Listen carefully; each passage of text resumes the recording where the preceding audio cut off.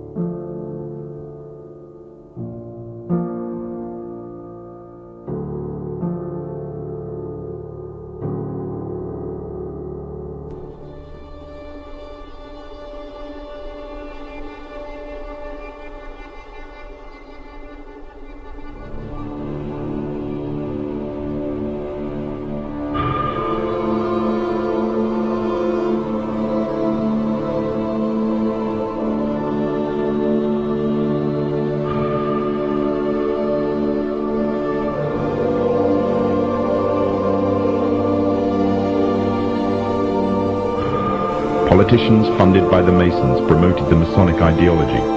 The secret lodges of the Masons were open to members of the French army. High-ranking officers and generals were indoctrinated to the Freemasons' way of thinking.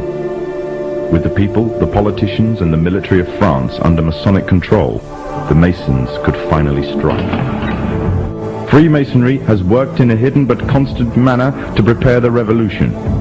We are then in complete agreement that Freemasonry was the only author of the revolution, and the applause which I receive from the left, and to which I am little accustomed, proves, gentlemen, that you acknowledge with me that it was Masonry which made the French Revolution.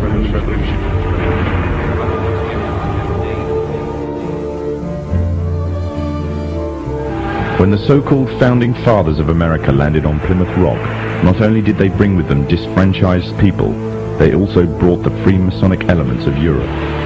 The injustices which the fathers of America were escaping from in Europe was also to be found in the new land, in the form of a tyrannical British regime. In order to gain complete dominance of the new state, the Masons used the same methods to gain control of France.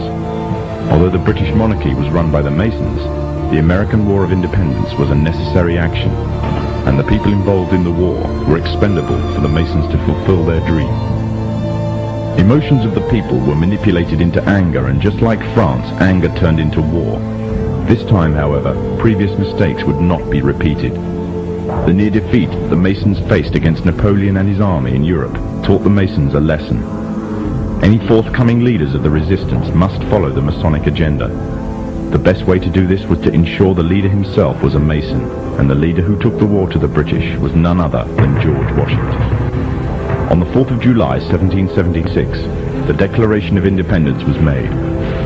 On the 17th of October 1781, the British were finally defeated and surrendered the colonies to the Americans, and the world's first Masonic state was born, a nation that would represent Masonry in every way. A sign of the Masonic presence in America is plainly visible on the dollar bill, which carries a picture of George Washington, the first Freemasonic president in the world, and a picture of the Freemasonic symbol of the so-called all-seeing one eye.